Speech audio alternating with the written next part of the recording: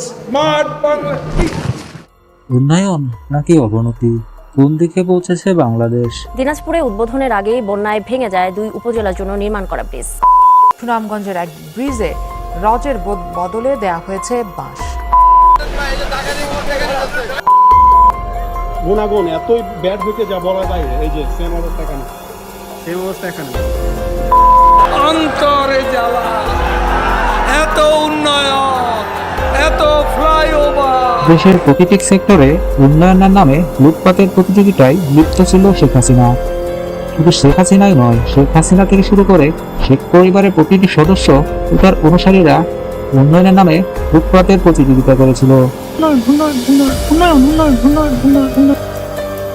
কিসের ফাইল? উন্নয়ন প্রকল্প স্যার। উন্নয়ন ফ্লাইওভার কত খরচ ধরেছেন? 700 কোটি।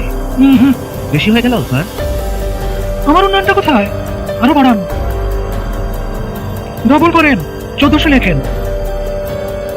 কাজ চলাকালে আরো এখন বাড়াবেন। দলের লোকজনদের তো উন্নয়ন করতে হবে নাকি? যত বড় প্রকল্প তত বেশি কমিশন পেতেন শেখ পরিবার। অথচ একই প্রকল্প ভারত ও চীনে খরচ হয়েছে কয়েক গুণ কম।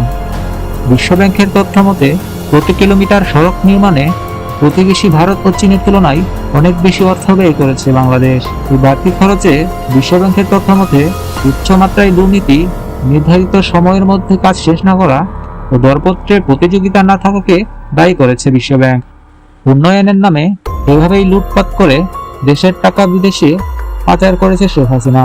গড়ে তুলেছেন বিপুল পরিমাণ সাম্রাজ্য।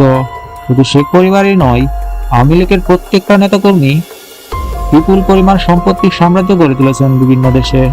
এসব দুর্নীতির বিরুদ্ধে কেউ কিছু বলতে গেলেই বিএনপি জামাতের ট্যাগ দিয়ে মিথ্যে মামলায় ভাসিয়ে গুম খুন করে ফেলা হতো।